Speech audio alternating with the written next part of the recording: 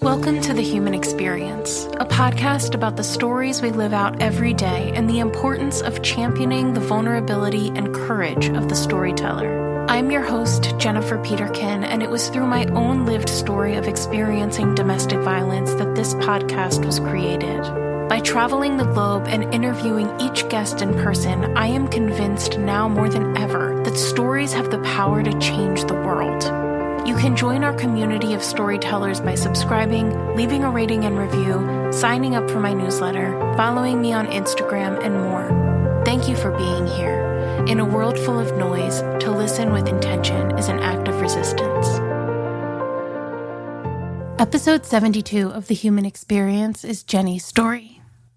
Jeny was born in Romania during the communist regime, and she was just 13 years old when the Iron Curtain fell in 1989.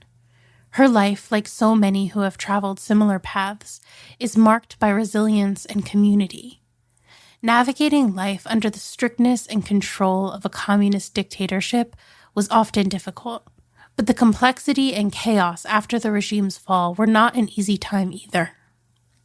Still, Jeny's hope was and is in her faith in God, which she credits for seeing her through the best and worst of times.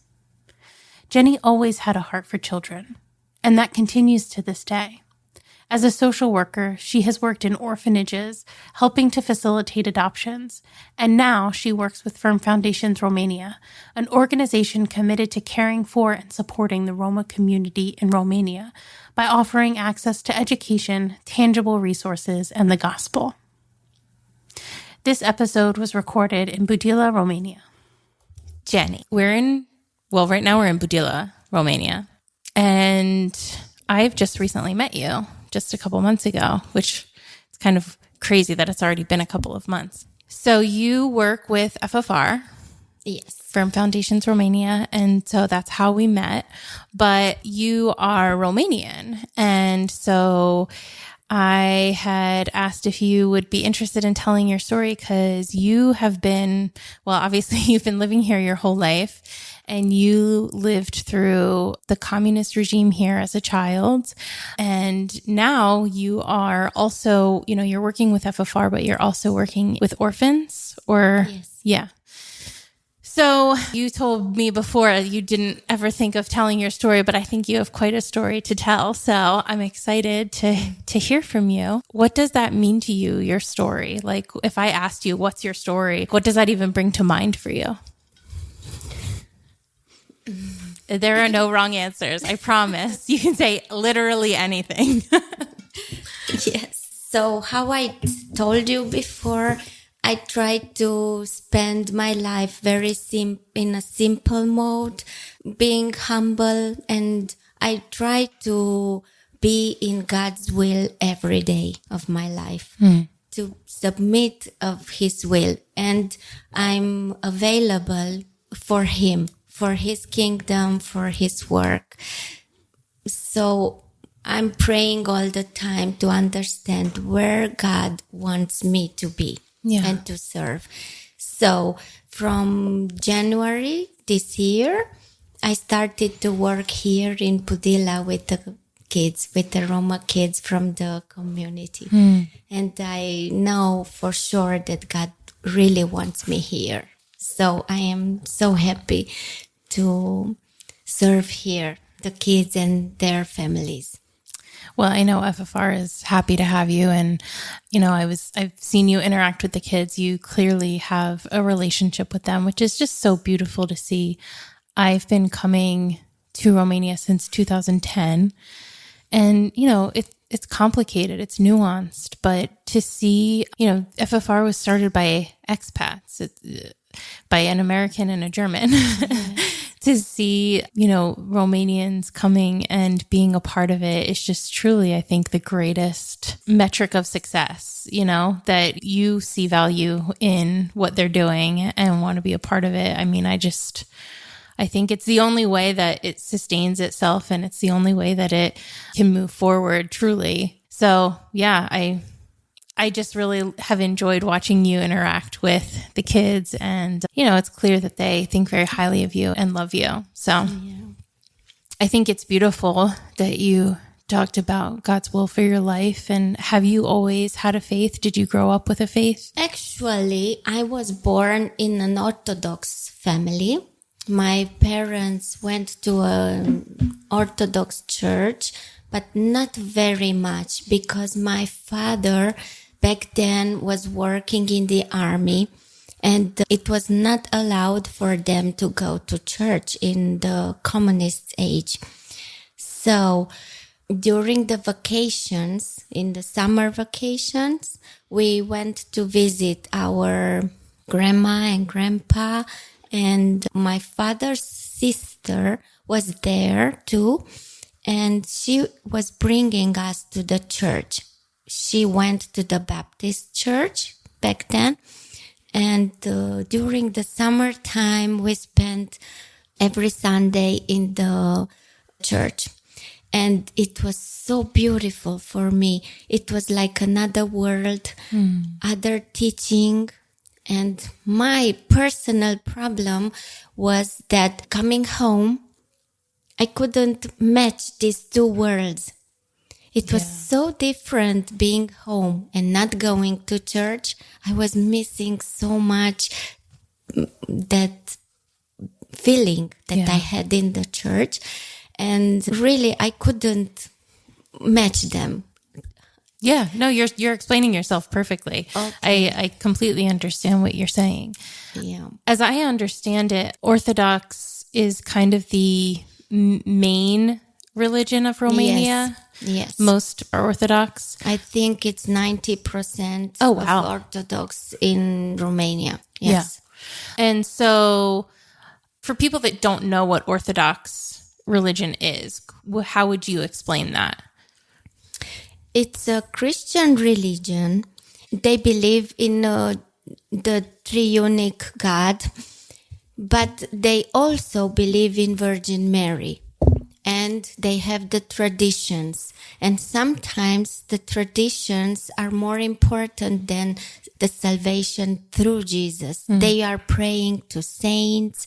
They are believing that Virgin Mary is between us and God, and she's the intercessor. Yes, between people and God. And they like to keep very strictly the traditions. Okay. They have a lot of traditions. So a lot of it is similar to Catholicism. Quite of. They have more saints. Okay. They have paintings on the church, very much rules, but they don't explain enough the salvation through Jesus. You can find it. If they start to read the Bible, a part of them I saw being in a good relationship with Jesus, also in the Orthodox Church. So it's a good religion. You can find the salvation through it. Yeah. Today we're recording this, and it is a church holiday today, and like a lot of things are closed, which is funny. We were talking on our way here about the difference between like North America and Europe in general. Truly, just the closure for holidays, the closing on Sundays, and we are very not used to that in America. It's very much like, oh, you stay open for pretty much everything. So it's a holiday for the Virgin Mary, the Ascension of Mary. It's a very big celebration for them today. Yeah. Yes. Yeah. So you said your dad was in the army. Yes. Okay. So was that his whole career that he was in the army? Yes. Wow. Yes. He was working in the army till he was retired. Okay. And that's why we couldn't go to church back then in the communist age. Because he was working for the government, basically? Yes. Okay. So you were allowed to go to church if you weren't part of the regime? Yeah, maybe. For instance, they were Orthodox, my parents, and they were baptizing me. They baptized me and I have a godmother and a godfather, but they did the whole ceremony at home because they couldn't go at the church. The priest was coming at home. Okay. And they did the event at home. Yeah. So, I mean, I'm going to stop beating around the bush here and let's get into it. What was it like? So communism fell in Romania in 1989, yes? Yes. When the Iron Curtain fell, the communist regime fell. So how old were you when that happened? I was 13 years old. Yes. Okay. And I remember perfectly everything. I am sure. So I would just love to hear from you in your own words what it was like growing up in communism. I think some people are aware of how bad it was in Romania and who Ceausescu was, but I think a lot of people aren't. A lot of people kind of just they could kind of associate communism with Russia and then they just wrap it all up in one, but you had your own issues, your own rules, your own dictator here. So yeah, what was growing up like? Thinking back now, it was not so bad because I was a kid. Yeah. So I saw everything like being normal, growing with these things, being normal around me. There were some strict rules and you couldn't talk about the regime, about the president. You couldn't say anything, just good things. But slowly I was growing and I saw some things. We couldn't find enough food. We had to stay in line for 3 days to buy something. Wow. I remember once my grandpa was the first in the line and he was there for 3 days and 3 nights waiting for butter. We were just asking what they are giving to us, what they are giving. And that time they were giving us butter. It was like gold receiving butter. Yeah. And when they finally opened, it was just a small window and thousands of people waiting. My grandpa was the first one. I was so proud of him and happy. And somehow I was shocked because for one person, we received half of the package of the butter. Okay. So in the morning at 5 o'clock, I think, or 6 o'clock, all of us went there to be in the line because they counted us, how many people we are from that family. So we received one package for 2 persons. Okay. So because we were the first family, we went in the back of the line and we received twice. Oh, okay. We could buy twice. And we were so happy and going home with, 5 or 6 packages of butter. Wow. And it was like gold for us, eating bread with butter and jam. It was such an event that I remember it was so important for us what happened there. Sure. And it was so interesting that we could buy twice. Because you were first. Yeah. Yes. Just that one. Just that one time. Yes. I mean, I think I can't even comprehend, to be honest with you, waiting in line for 3 days and 3 nights for something. Yeah. And then for it to be butter. I mean, it's just something I can never understand because I didn't go through it. Mm. But imagining it is kind of surreal because I've never not had access to things. And even if you are, even if you lack resources, it's not the same as things being withheld from you by the government. So I've walked around, Brasov, and seen the old buildings and the towers and stuff like that. What kind of rules were in place that made it difficult to, or I guess, what kind of rules were in place that now we would never think of being a rule, whereas back then it was completely normal? Mm-hmm. Yes, you couldn't say anything, I told you before. And is that like you're worried about somebody telling on you, or how would they know if you said something bad? They had informers around you. All the time somebody could be the informer, and you never knew it, which one is. They were between us. It could be a member of your family, and you didn't know that he was collaborating with the policeman. Yeah. You couldn't say bad words around you. We didn't have that freedom of talking. Yeah.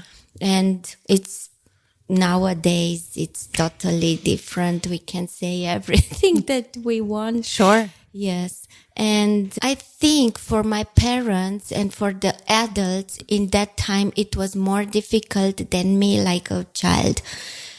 I remember like a child that everything was very strict with rules, but for me it was not exaggerated because I was kid in the school, going to school, respecting my teachers, and I still have that fear inside of me. I don't see that fear in my daughter or in her generation, but in my generation, we still have it. Oh, I'm still watching what I say. It's okay or it's not okay. I'm more afraid of things around me, not like this generation, so wild and free. How does that make you feel to see your daughter just not carry any of that with her? I raised her a little bit having this responsibility, not doing exactly what she wants, because I explained her this liberty sometimes is not so good. If you don't understand that we have some limits in life, it's not okay. Sure. Yes. And she understood. I was not exaggerating on her, but I put her some limits. Yeah. And I explained her, if you respect these limits, you can go around. Yeah. Yeah. Yeah. I just, obviously what you went through, what everybody walked through with communism, with this regime, was trauma. I mean, you still have the effects of it. Yes. However many years later, that you are still carrying part of it with you. And though you look wonderful and you speak beautifully and you are successful, it's still with you. Yes. It is still a part of you, and it will never not be a part of you because it's something you lived through. Yes. And I think too, like even having been coming here for almost 15 years, I have seen changes over the years as well in terms of like the reception of people to like foreigners coming to Romania. I remember the first time I came feeling like it felt very cold. Romania was the first post-communist country that I had ever been to. And so I remember feeling like, wow, I have never experienced this before. It wasn't anything anybody did. And nobody was like outwardly rude or anything. It was just a feeling. And then as I began to come more and I started to build relationships and I started to understand the culture, and that view completely changed because I find Romanian people to be very lovely and warm and kind, but they carry something with them that you don't understand, that I can't understand. Talking with you, I remember that we were more friendly before. We knew each other. We knew all our problems, our happiness. We celebrate together everything. If someone graduated, all the block was there celebrating and having a party or a barbecue together. And I miss that. Yeah. Yeah. We helped each other more than before. Now I'm living in a big block and I really don't know my neighbors. Yeah. It was craziness when we heard that it's happening in other countries. How you don't know your neighbors? We knew each other. And for instance, I told you we couldn't find food. So we borrowed from each other. Yeah. Oh, please give me an egg. Give me a little bit of oil. I started my cookies and I don't have enough flour. Please give me a little bit. And we helped each other. It was so normal to go and knock to your neighbor and to ask for something. And I told you, we celebrated together all the events, being a wedding or graduation, or if a baby was born, everyone was there. Yeah. And I miss that. I miss that coziness. I The think. community. The community, yeah. It is very interesting that there is community in adversity. And I think the more, I guess, materially successful we are, the less we feel like we need people. And so it's very easy to isolate ourselves because we don't have to rely on anybody for anything else. Yes.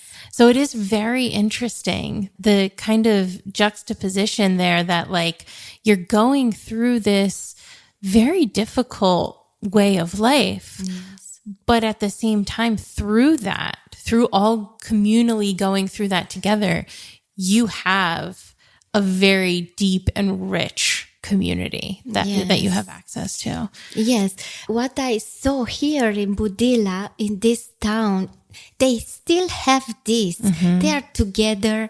They are celebrating everything together. And it was so relieving to see them living like how I was living in my childhood. They still have this community here in Budila. Yeah. And I was so happy to see the kids being happy in their families with their cats and dogs and aunts and grandpa and grandma and everyone helping each other. They still have in their small community this.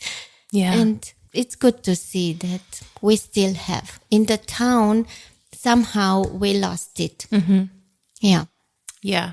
And again, they're kind of on the outskirts. They're minority population. And so they really do have to lean on each other in Budila, right? Yeah. They're part of the Roma community. So yeah, it's by necessity, but it really does build a very rich relationships with each other because you actually do need each other.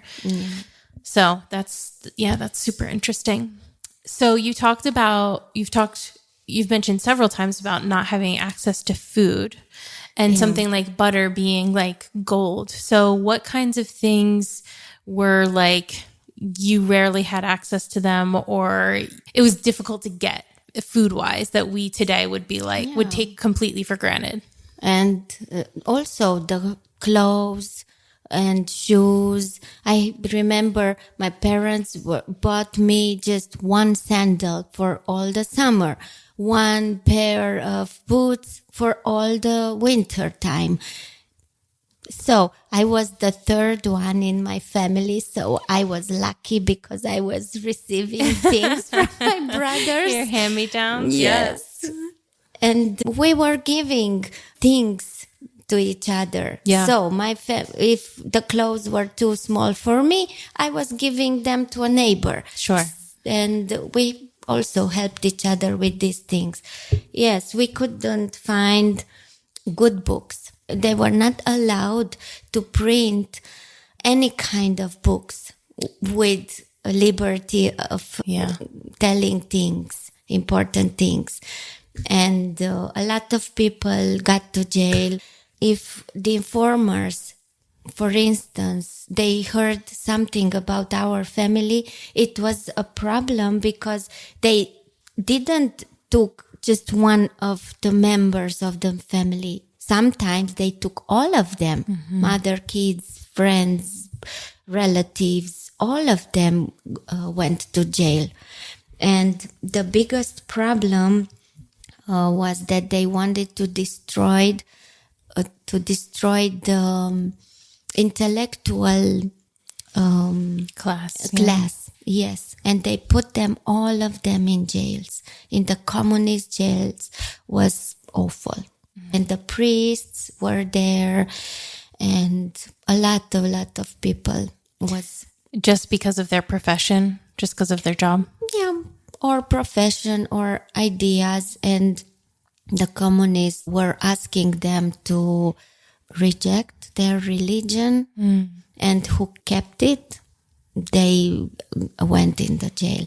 Or if a pastor, for instance, he had to report everything. Who is coming in church, their names, who was baptized, which family is coming at the church. If the pastor refused to collaborate with them, to give them these names, they went to jail. We heard about some of them that they collaborate, and I can understand them perfectly. I admire the people who say no, but I can understand the other ones. Sure. They wanted to protect somehow their churches and their families. Yeah. And they dealt somehow with the system. Yeah. They did what they had to do. Yeah. It's hard to judge anybody in that situation. I don't want to judge anyone because it really happened with our pastor. But I'm looking at him like an angel. Back then, he was preaching to us. I can remember I was feeling the Holy Spirit in the church, and he all the time said, Jesus is coming, Jesus is coming. It's all I remember. And I can understand him that he didn't want to lose this church. Sure. He wanted to be there for him. And after years, they discovered this, and he got a very deep depression. And I couldn't judge him. A lot of people judged him, but I couldn't do this. Yeah. Yeah. I get it. He was very important for my childhood. Yeah. My grandfather was Hungarian, and he actually spent 4 years in a communist prison for being part of the underground church there. Yeah. And so, he was able to escape and come to America. But he's a huge reason why I started this podcast, because he's no longer with us. And, his story shaped me in a lot of ways. Who he was shaped me in a lot of ways. And so, it's important that even though he's gone, that story continues to be told. He only visited Hungary once again in his life after he escaped, and he was terrified to go back, but he did. So, I can't understand what it's like to live through that. But I watched one of my favorite people tell his story over and over again. And yeah, I just have so much compassion for people that have lived through it. Yes.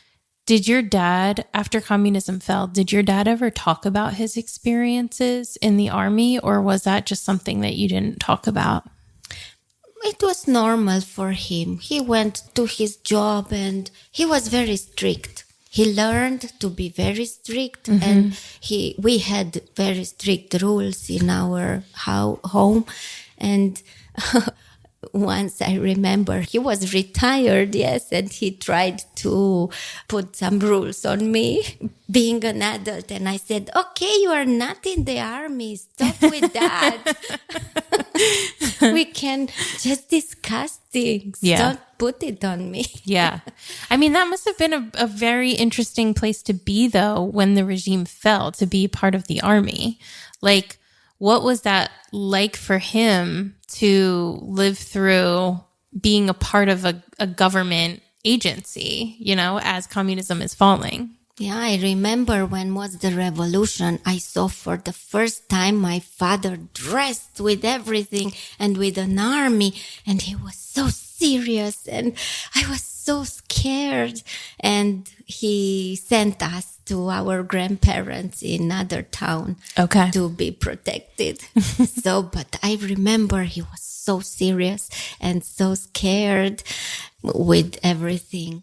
Yeah. He was scared, or you were scared, or both? Both. Yeah. Everyone was scared because the revolution started before Christmas with few days, and we were so scared because never happened something like that.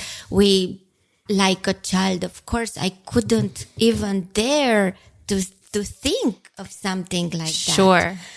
That it would end. Because you didn't know anything else either. Yeah. We heard different events in the country, and we were watching the TV, and after 3 days, 4 days, I think they got the president and they killed him in the TV, in direct. We saw all the country, and we went in the windows and in the streets, and everyone was so happy and yelling. But thinking now back, it was something terrifying. Yeah. To show on the TV how they died, how they killed them. Why do you think they aired it on the TV? I don't know. We were so unprepared for everything. We couldn't watch TV. I forgot to mention you. The TV was working just for 2 hours from 8 to 10 o'clock. Okay. And we couldn't see just one program and what they want to see. Okay. Yeah, they put a lot of shows about the communists, about the president, they said that they are the mother and the father of the country, and they were singing for them and doing celebrations, big celebrations with, I had to dance for them. We had big parades every year with the school, with all the kids in that summer in the hut. We had to repeat and to dance, and they were filming us, and we do big parades for him. Wow. Yeah, and it was so tiring, and yeah, you can imagine that we were so innocent somehow. They just did it. Yeah. Everyone was just happy to see them, that they disappeared. Yeah. Because in the years of from 80 to 89, it was worse. Yeah, it was worse and worse. We couldn't find anything. It was just small things for surviving mode. And I remember we had some small tickets with every day on it. And I went to buy the bread, and they checked on my ticket. Yeah. Every day we received half of a bread. Wow. For one person. And they checked. If you bought it today, you couldn't buy another one. Yeah, and in every morning I went to buy my bread for the family. Because we were 5 person, we had 2.5 bread. Okay. Yes, and usually it was enough 2 breads for us, and 2 lei. My mother was giving me 10 lei for this bread, and because I didn't bought half, the 2 lei were mine every day, and I was so happy. Good for you. Yeah. Yeah. Again, like imagining going every day just to get bread. You know, we have loaves of bread in our house that last us And in so long. Yeah, and in another funny thing was that we could wash our jars, and we could give them back, and we received money on them, and I could buy some things for myself. Okay. Some small things, a pen or a notebook or something. Yeah. Or some shoes sometimes. Yeah. Yeah, it was interesting. So you guys had to go out every day to get stuff for the day. You didn't have anything that you kept in your house? We did homemade. We Okay. did pickles and before Christmas, we had a big pig. Oh, wow. And we cut it, and it was like a celebration every year. When we cut the pig, all the family was there. We were eating together, and it was like a celebration. And everyone worked there, and the kids, were playing in the yard or in the bedroom or doing silly things because all the cousins were together and it was like an event for us. Yeah. Yeah. And all this meat was in jars, Okay. saved for the year. Ah, okay. Yeah.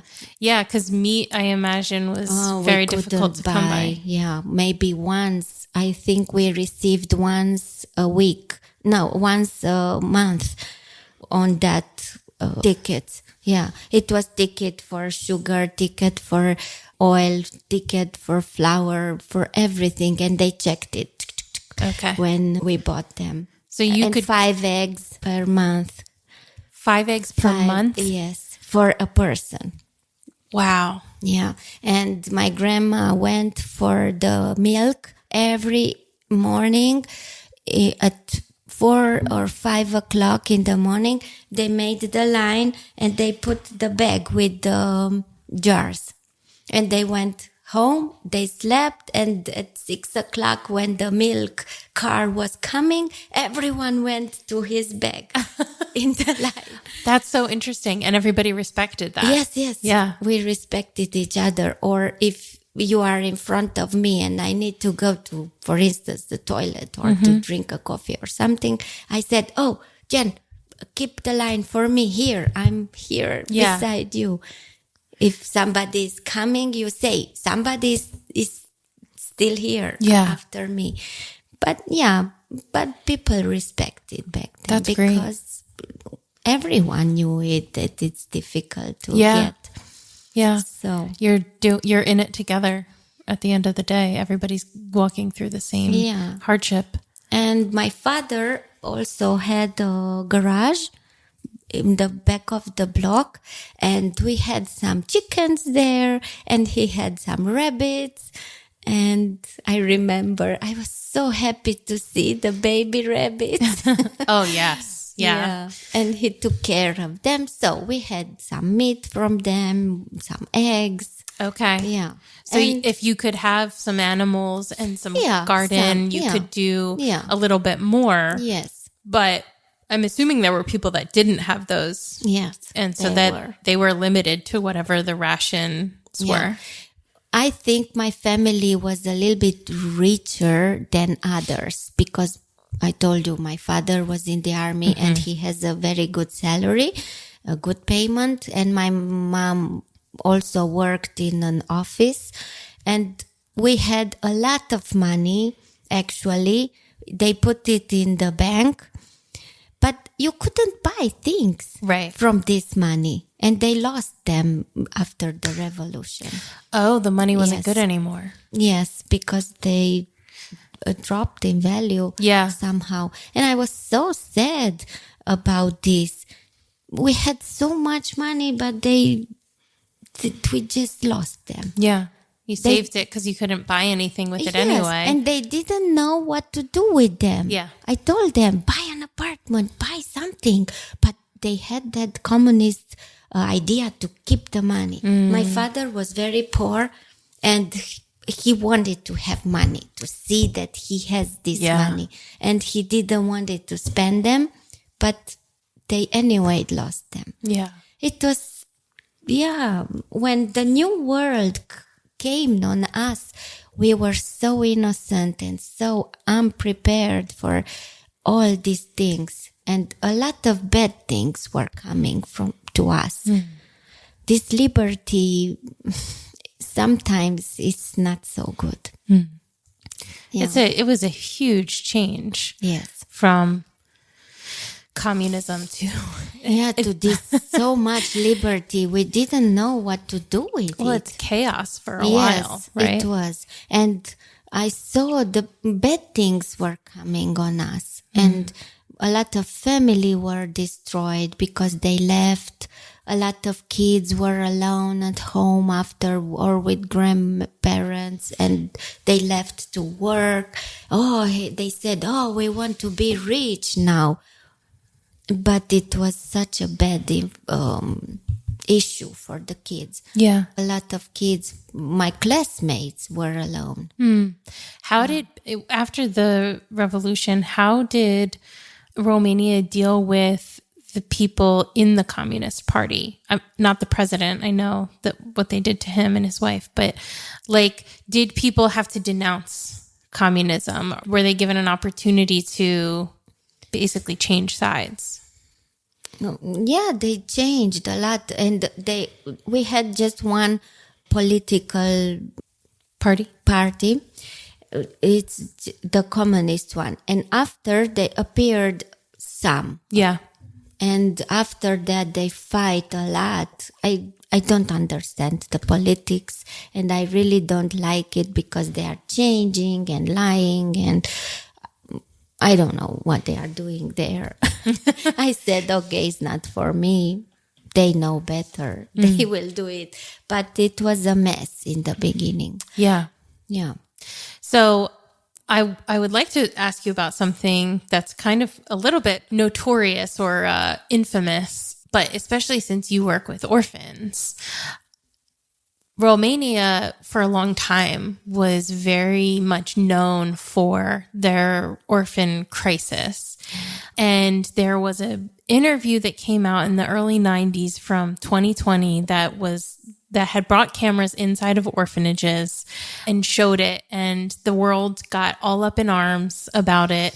Of course, there's a lot to be said for the nuance there of like, what you guys had been living under and what the rules were. Because obviously we know Ceausescu was very involved in the orphan situation. So I would love to know kind of your perspective on all of that, from kind of what it was like back then to where Romania stands now. And they have done a lot of things over the years to help rectify that crisis.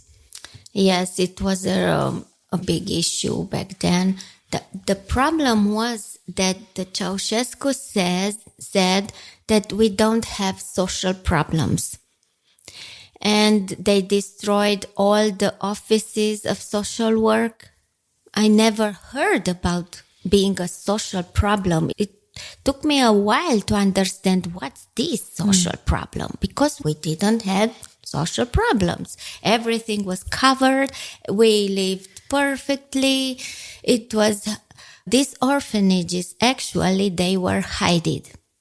Nobody knew about them, just the persons they were working. And sometimes they were not allowed to say to people that they are working in an orphanage. They were hidden in woods, in isolated places, or I saw visiting now in countries some, not castles because we don't have so big, houses of the rich people. Oh, like a mansion or yeah, like that. They took them. They put them in the jail, and they took their houses, their big houses, and they put handicapped people there. Oh. Yeah. When I was visiting them and I saw it's a ruin, and I was asking, what happened here? Oh, it was back then in Ceausescu's age. It was orphanage, or it was a place with handicapped people. So I was thinking, they used that big houses for this, and they hid them because these big houses were in the woods, being the rich people living there, the intellectuals and the important families in the country. And they killed them, and they used their houses. And from the villages, they took everything from their houses. Furniture and things and everything, and they ruined these things. Yeah. So they were hidden. We didn't know about them. It was also a shock for us to see them in TV. That movies shocked us also. We didn't know that word, handicapped. We never heard it. Because handicapped people were not given an opportunity to live in regular society. They were hidden away. Yes, if a family, yes, I saw some persons with problems, with disabilities, but they were hidden, kept in the house. Maybe they went to the doctor and maybe then we met, but usually they were kept in the house. They were hidden. And I saw an orphanage, if I remember well, maybe it was 1st of June when we celebrate the International Child Day. I was doing ballet and we were dancing, and for one day they opened one orphanage in another town. And we went there to visit the kids and we were dancing for them. And I was so shocked to see them. I really remember them. They were looking the same, like boys, with short hair and the same faces. I was so surprised. How can they look the same? With the same clothes, and they were so scared, and they gave us some candies, but also we gave them back.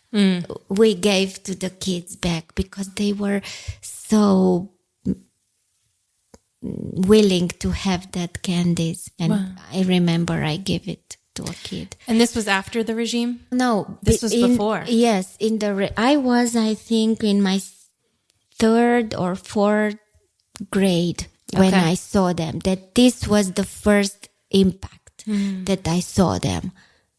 It was just once. And after the revolution, I told you about my Christian aunt, and she started to work with these girls. She started to go every week to tell them about Jesus. And I went with her and I visited. They were teenagers. It was another one in Sibiu. And I'm still in touch with these girls. Oh, wow. With some of them. That's amazing. Yes. And they were suffering very, very much there. It's unimaginable what they lived there. You can see on their faces that they are from that generation. But they are kind of, they can manage their lives. The basic, they go to work, they have a rent, and they can do their regular things. Yeah. Some of them, they have families. I recently met one of them. She has 3 daughters and a husband, and they live in Germany. I remember she was so funny. She wanted to learn German, and all the time she was with the dictionary in her hands. She was literally sleeping with the dictionary in her arms. And when she went to the toilet, she was sitting with the dictionary and learning German. And She's she did determined. it. Good yes, for her. Very. She was so funny. And we met after 20 years. She's living in Germany. Wow. And she did it. That's amazing. And she has a great family. I love was to hear that. so happy for her. Yeah. So did she get adopted after, or did she No. just move? Okay, gotcha. She was teenager back then. Gotcha. She finished her school in that years. We helped her. She was living in our aunt's apartment. Okay. For a while. She went to high school, and after I think she finished her high school, she went to Germany. Okay. To reach her dream. That's amazing. Good for her. Yes. So, I've seen the footage from that 2020 interview. As I understand it, that really set off in motion some things that happened in Romania that were not good for the children, which was that a bunch of foreigners started to get involved and wanting to adopt children. And there was no, again, this is how I understand it, so please correct me if I'm wrong. There was no real system in place. These kids were kind of nobody knew like who they were. And so there started to become like children disappearing, which is, again, as I understand it, why they eventually closed adoption in Romania, and it's still closed. Yes, it's still closed. I was working in adoptions actually for 6 years. And back then, because all the social part was missing from the society, I think they started to the child protection in 1997. It was the first year they started to work with. So you can imagine we didn't have laws, specific laws, and slowly... For 7 years. Yeah. Slowly they developed this system. Nowadays it's very, very well developed. It's a huge difference from the 90 till today. Yeah. I was working for 6 years and they changed the law 3 times. So they improve all the time, improve. Yes, they have bad parts and they have very good parts. Sure. This law, they developed them from the experience. If something bad happened, they put it in the law. Don't do this because it's happening this. Yeah. And it's very well made now. Yeah. And they are changing the law all the time, and they are trying to adjust if something is not good, to put something that it's missing. And I saw in these 30 years, huge differences. Yeah. And the lives of the kids are much, much, much improved.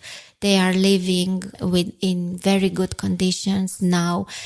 I'm still working for half of my program we don't say orphanage now. Okay. It's a center, okay, a placement center, we say. I don't know if it's in English. That makes sense. Yeah.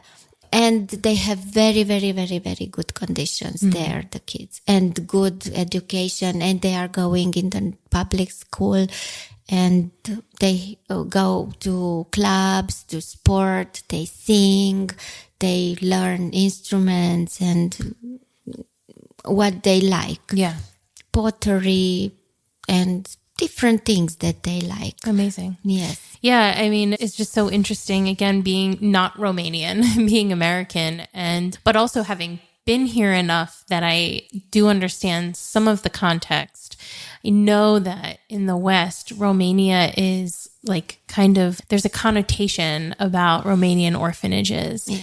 And so it is interesting to think about the fact that Romanians were finding out about these things at the same time that Westerners were finding out about them, or the rest of the world. And then, you had people coming in from the United States and Western Europe trying to adopt these kids or take these kids. And probably some of them had very good intentions. Yes.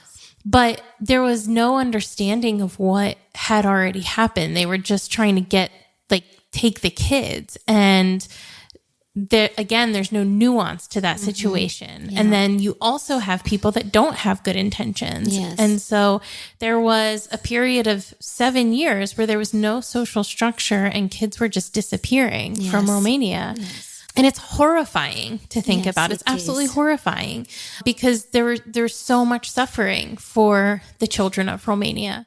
So again, as I understand it, it is one of the main reasons that Romania ended up closing their adoption.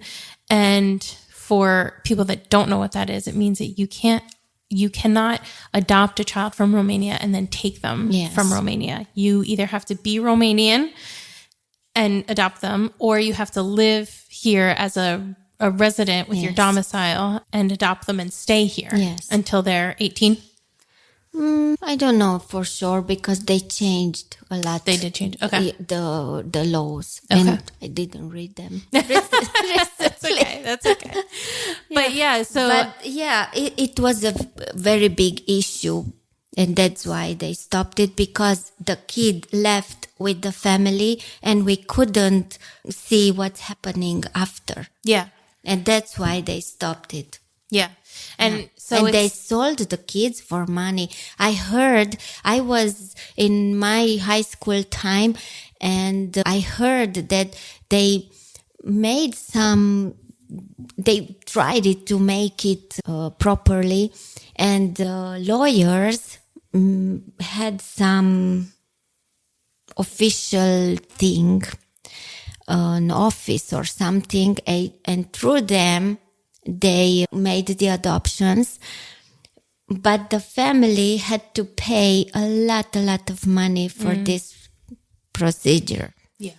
And I know because in our church was coming for VBS, a team, and we visited an orphanage with the babies, and they loved one kid. A lady loved one kid, and she tried to take him home, but it was back then in 97. Yes, they asked from her $3,000 for the kid. Wow. And she said, okay, it's too much for this and unfair, of course. And she dropped the... It's so, there's so much there, and it's so hard. I just have, my heart breaks for thinking about all of those children that already were in the worst conditions.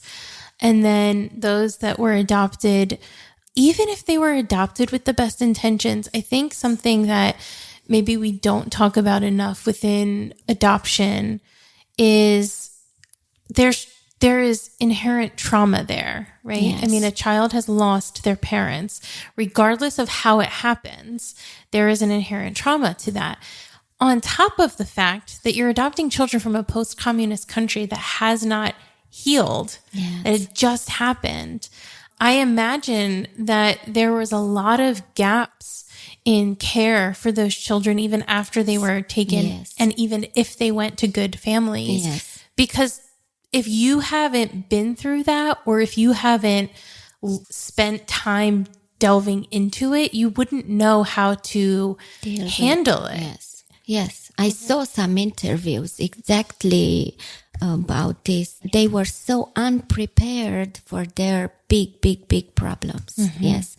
And I saw a lady, she said that she tried her best. She tried everything, but she couldn't manage the situation with the kid, and she needed to give to a specialized care. Yeah. Yeah. And she said it was like a divorce. Sure. Yeah. Sure. It I was imagine. such a trauma that she couldn't handle. Yeah. And this is a particular situation. I don't know for the other ones. Right. Yeah. My colleague, she was working before me, and she did some international adoptions, and she was still in contact with some of the families, and I saw pictures with the kids, and they were very well.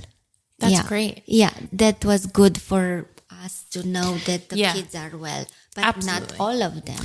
No, and there's really no way to know, right? And that's kind of the problem. And I would say the problem with adoption in general, I think adoption is a great avenue. Yes, It's a great It's thing. not easy. But it's not easy. And I think that, I'm really not in that world, but from an outsider's perspective, to just shine a light on the fact that there is going to be trauma. It is not going to be the same as if you gave birth to this Yes. child. There are things that have happened already in this child's life, regardless of when they were given up for adoption, right? Because we know that things, that initial time when you're a baby, that touch, that attention, that bonding is so important for your psychological health as you grow older, even if you're not remembering it, right? So, I would just, being here and seeing this play out the way that it did and seeing how far Romania has come since then, it's really encouraging to see, but it's also just makes you realize how the situation isn't just black and white. And I think a lot of people try to ride in on their white horses and say, we're going to come save the children. And they ended up making things worse, even if they didn't mean to. Yeah, it's happening. But yes, how we said in the last 10 years at least, it was a lot of changings in the system, and the lives of the kids are much, much better. Yeah. Yes. There's also laws here around like when children can be put in institutions, correct? Yes. Like age-wise. So what is that and why? Usually there are poor people, unmarried, young or teenage moms, or foreigners, and they just leave the kid in the hospital. After they gave birth, they just disappear from the hospital. And the child protection is coming and taking the kids and starting all the procedures. And the good part is that now all the babies are going in foster families, and they have the chance to develop a quite normal relationship with these ladies, with the foster moms, and they have another bonding with these families. And after that, they can go in adoption. Right. So you can't be under the age of 2 or 3 in an institution? No. No, in the institutions. Yeah, in the institution. Under 7. Under 7? Yes. They change it now 3 years ago, I think. Okay. Under 7. So kids under 7 have to be in placement with foster family. Yes. To be able to get that attention and one-on-one care. And then after 7, they can go into institutionalized care. Yes. Wow. That's a very good thing. Yeah. Your foster system has to be very robust. So it's amazing to hear that there are so many people willing to be foster parents. Yes, they are. We have a very good system now, and the managers from child protection manage these ladies and these families and take care to offer to these kids a good environment to develop. Yes. Now, oh my gosh, I just totally lost my train of thought. Yeah. I was working with these ladies too. Yeah. So I saw all the system, all the steps. Sure. Because being in the adoptions office, it's like the cherry on the cake. Yeah. You see all the structures under my office, you know, and I learned all the system, how it's working, which one is doing what. And it's very well, all the departments are with specific, I'm doing this part, you're doing next step. And from you, I receive the case, I continue. And if you can imagine, it's like a chain, and the adoption is the last chain. Okay. And the kid is leaving the system and going in a normal family. Yeah. And it stops there. Okay, we have meetings with the families also. We help them if they need. They can stay in contact with the psychologist and with the other people, with social workers, with what they need. Yeah, there's an actual system now to check in. And these kids are actually in the system. Yes. Whereas in 1990, these kids didn't exist to as far as anybody was concerned. There was no paperwork. There was no identifiers for these kids. They just kind of disappeared. And that is awful. Not really disappearing, because they have registration papers, they have birth certification, they have this. So even the basic kids that thing. were taken? Yes, they had, but leaving the country, we couldn't see what's Right. happening with them. Right. But in the country, they had. Okay. Even I know a girl, she couldn't find her family, but she still has an ID card. She still has a certificate birth, that everyone has ID cards. Okay. Yeah. The paperwork, it's made. Okay. And it was back then too. Oh, good. Not much. In the adoption, they had adoptions also in the Ceausescu's age, but with not much paperwork like today. Yeah. It was more simple. Yeah. But it was. Yeah. Yeah. So the kids now, it seems like there are a lot more. Oh, I remember what I was going to ask you. Sorry. It's okay. So the institutions, kids can't go in before the age of 7. What at that point kind of puts a child in an institution? Okay, that's good question. There are different situations. Or the kid is in the family, raised in the family, and something is happening and the family cannot raise them anymore, and they are 7, 8, 9 years old, or brothers, or I don't know, they come in the institutions. If they are younger than 7, they go to foster care. Another situation, it could be the foster mom. It's at the age of getting retired, and she said, okay, I want to resign or to finish my contract with you, and we need to take the kid from her. So the same, if it's under 7, the kid is going to another foster mom, or in an institution is if he's over 7 years old. Okay. Yeah. So it wouldn't really happen that if a child was placed with a foster family, that once they turned 7 years old, they don't automatically go into an institution. Like they could stay with the foster family. Yeah, they can stay. Yeah.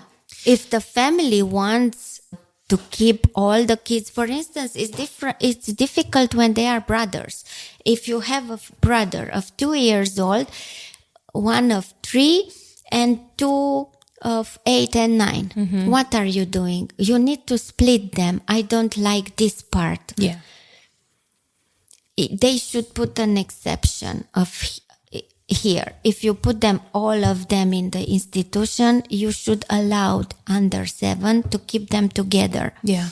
Because with this law, you split the brothers. Yeah. And that's a problem. They lose their parents. If they lose each other, it's another trauma. Absolutely. Yeah. Yeah. And from my perspective, this is not good. Yeah. It's an issue.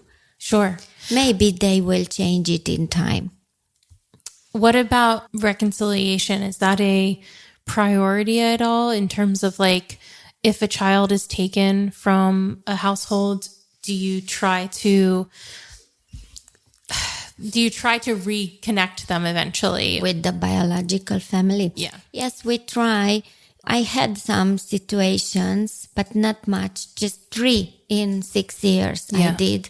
But I don't know if it's very good because they don't have the good situation in the family. That's why the kid was coming in the system. Yeah. And it's very difficult for them to have a good situation to take the kid back. Usually they cannot change that situation, that it was the issue that the kid was coming. Yeah. So there are some of them. I told you just 3. I did just 3 in 6 years. Yeah. And there are not many. And my heart, it's like, oh God, I hope that kid is well these days. Sure. It's hard. It's such a fine line to walk too, I feel like, because on one hand, if a child is able to stay with their biological nuclear family, that's great if it can be a good situation for them. It's not worth putting them through trauma to stay. So I know like in America, there is a push to try and when children are taken away, if it's for something like drugs and alcohol, there is a push to try to rehab the parents to then reconnect them. And like you said, it doesn't always work. A lot of times it doesn't work at all.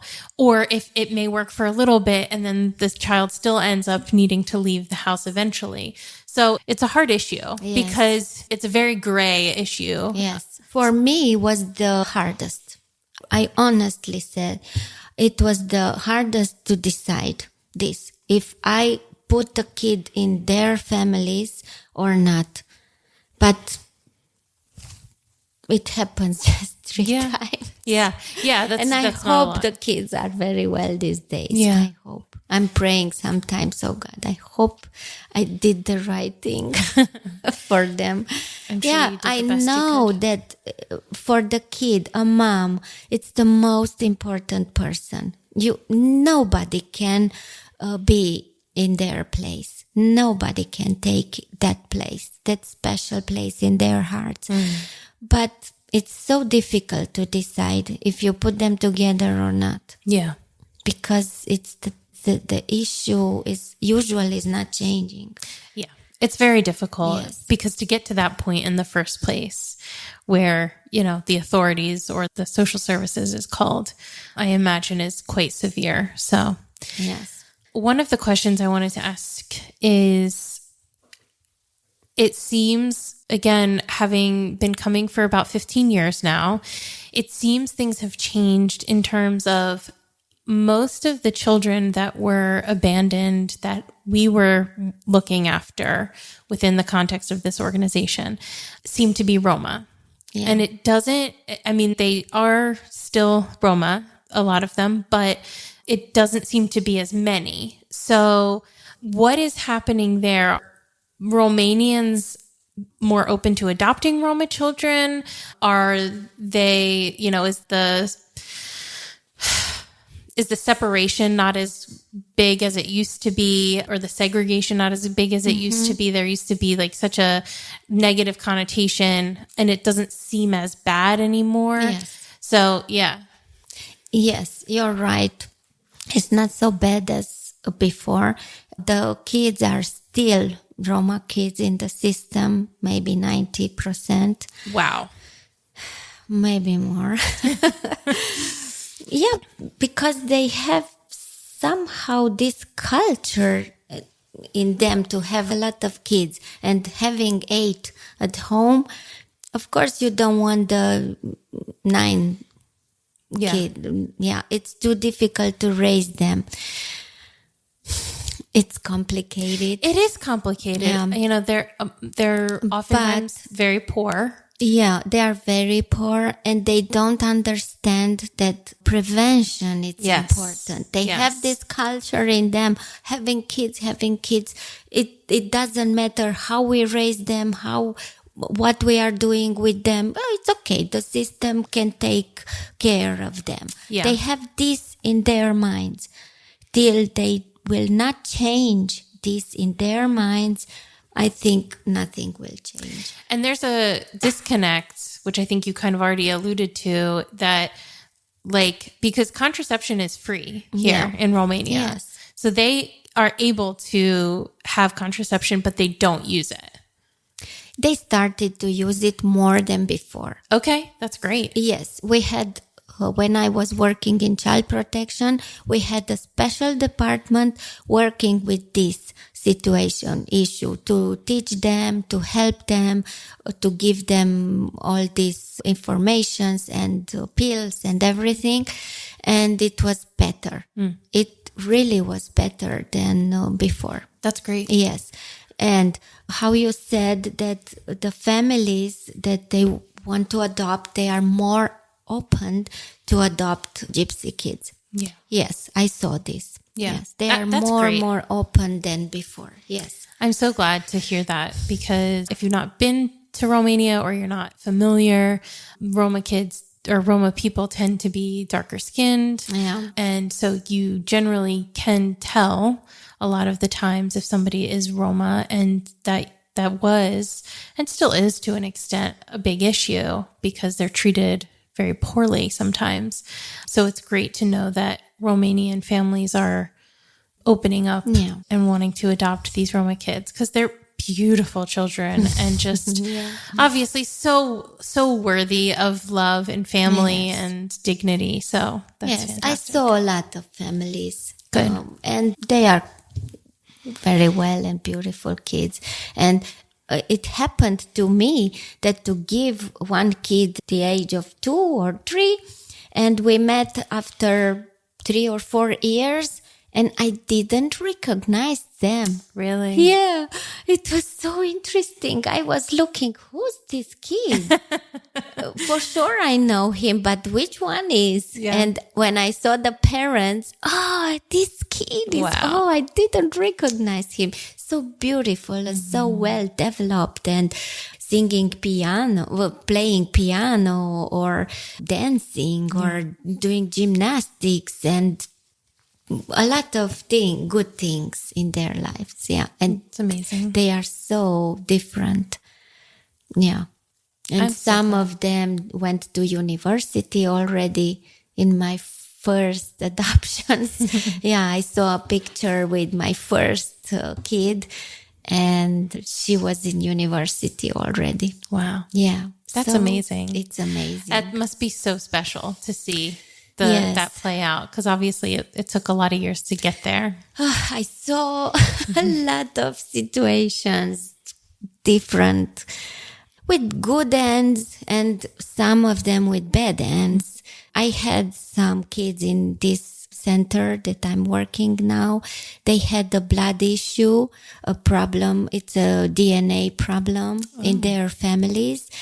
And they were 6 brothers and cousins. We raised them there, but 3 of them already died because of this disease. Wow. Yeah. Something with their blood, you said? Yes. A blood disease. Yeah. So I saw different situations. Sure. Yeah. And some of it is just unpreventable, right? Yeah. It's DNA. So you can change this. Yeah. And we need to learn to deal with all these kind of situations. Yeah. But we need to focus on the good ones. Yeah. I think it's so interesting and really cool that, from your perspective, seeing the changes that have come. Yes. And they were born out of terrible circumstances.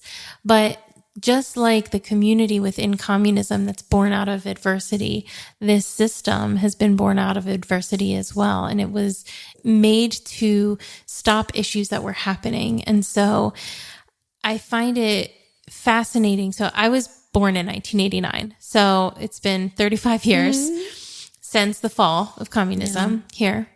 And I think something that we have to remember is that it's only been one generation since then. And change takes time.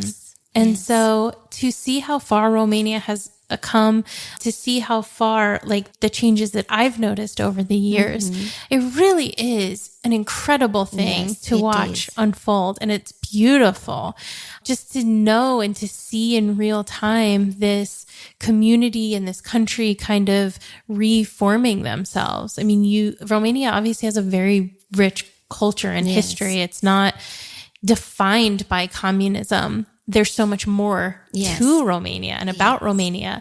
But to watch this happen and to step back and realize it's only been 35 years since things were just completely destroyed and different and hard.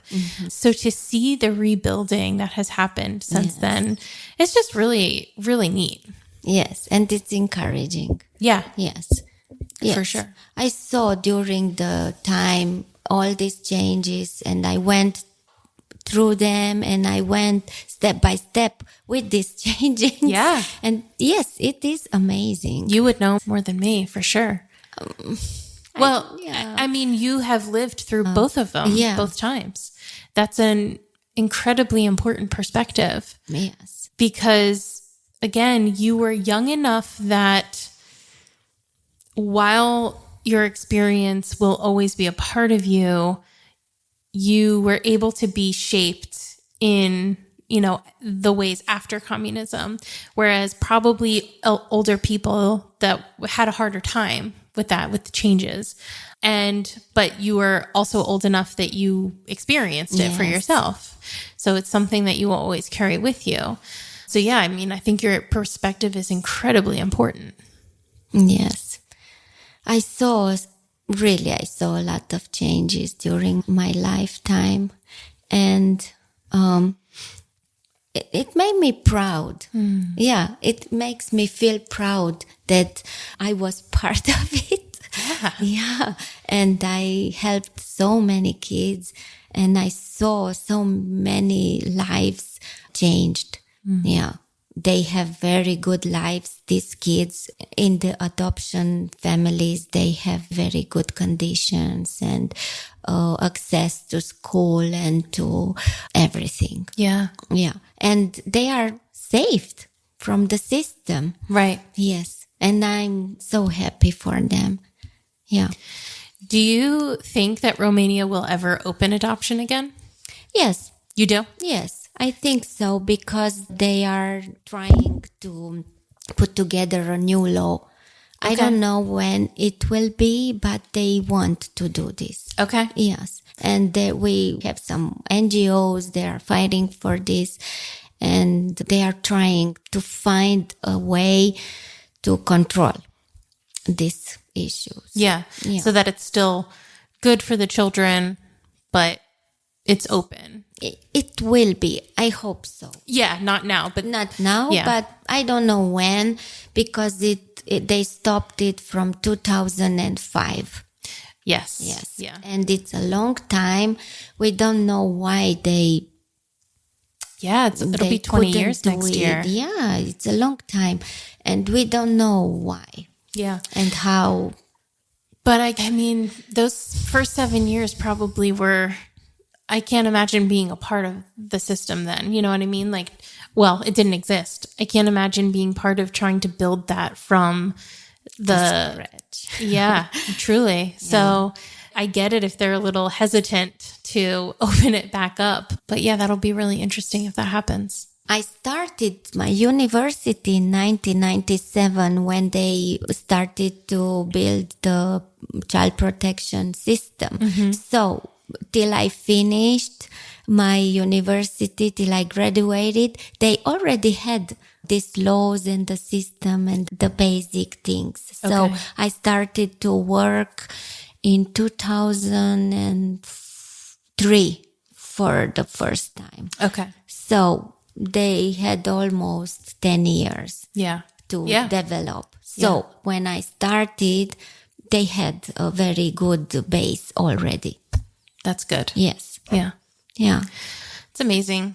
It is just a really cool thing to have seen happen in real time, some of it. And you, again, have just such a unique perspective to people that have not lived in a communist country. So, and even to the younger generations that have not experienced it, that do live in this country. Yeah. And, I'm sure on one hand, it's very cathartic and healing for you to see that they don't carry that with them, because you've mentioned several times that you can tell just by looking at somebody if they've lived through it.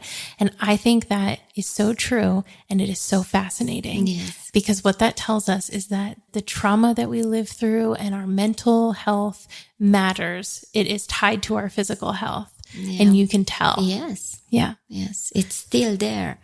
For me now, it's very interesting that we have museums of the communist time. And sometimes I really miss some things from back then. And it's interesting to go and to see old things. Yeah. And to remember how was. It's interesting how our brain raise a lot of things. Yeah.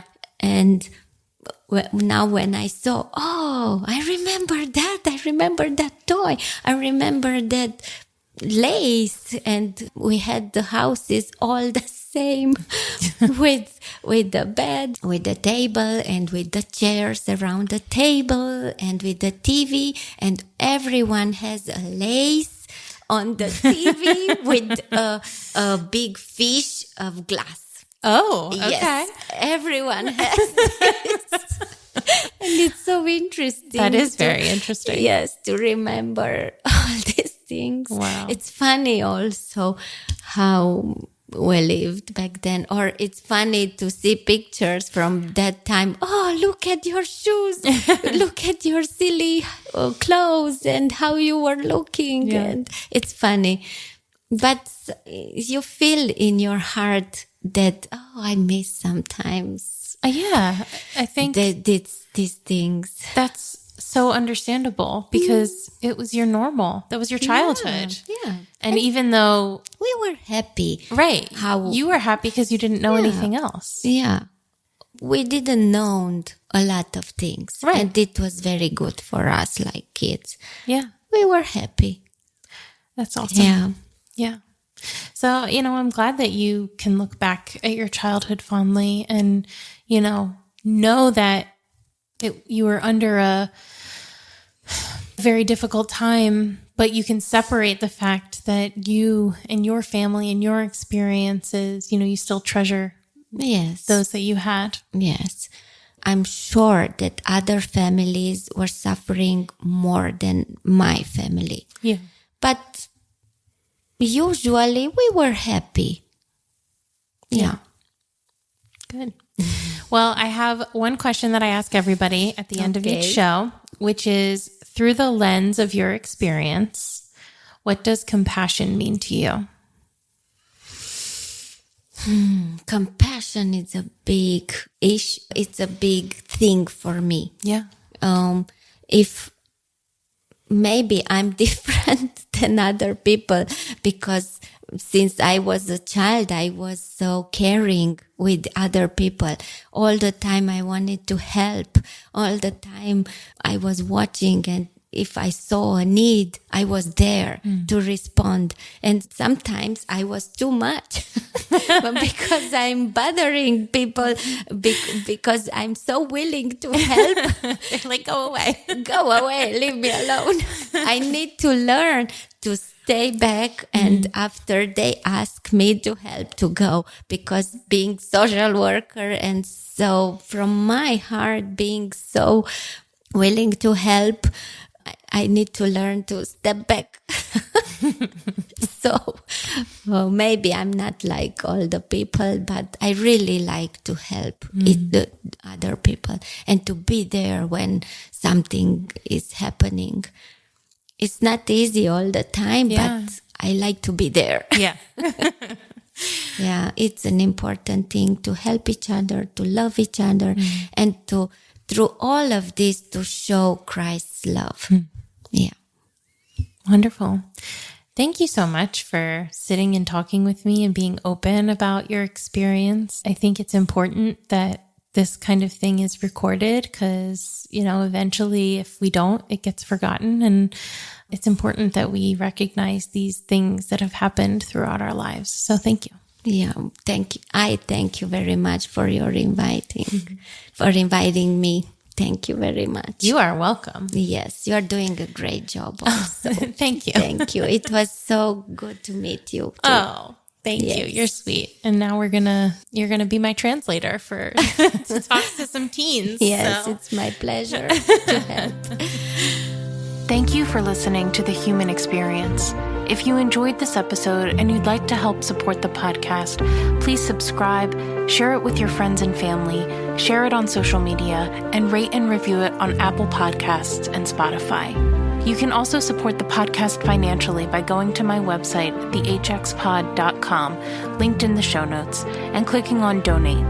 It takes a lot of time and resources to create this podcast, so every little bit helps. Everyone has a story, and I'd love to hear yours. So be sure to check out the show notes for more information about how to stay in touch. Do good and love well.